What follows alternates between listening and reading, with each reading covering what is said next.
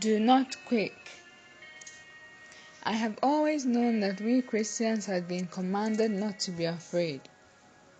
In fact, when I was growing up, Joshua 1:9 was my favorite verse.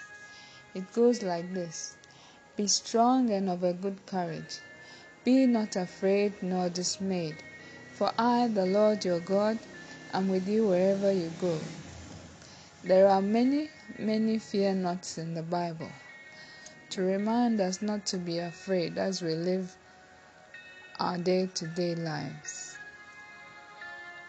It wasn't until recently that I discovered that feeding your fear disqualifies you from the battle completely. In Deuteronomy 20, when the Israelite troops were getting ready for war, this is what God commanded about those who are afraid. Is any man afraid or faint-hearted? Let him go home, so that his brothers will not become disheartened too. This was God's awesome battle strategy. All of us have been afraid at one time or the other in our lives. But once we allow that fear to paralyze us, we have been defeated already.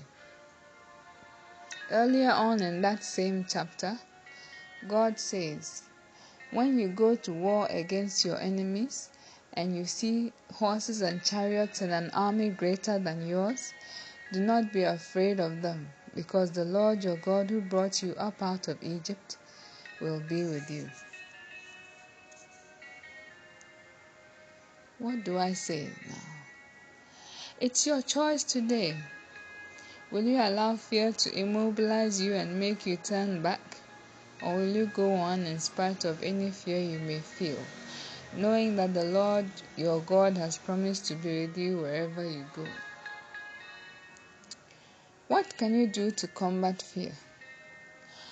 You can let perfect love abide in your heart.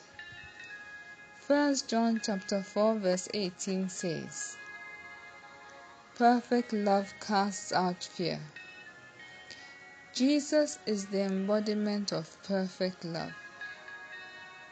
I urge you to give him complete control of your life today. Then the fear in your life will be driven out, and faith will begin to grow in your heart. Amen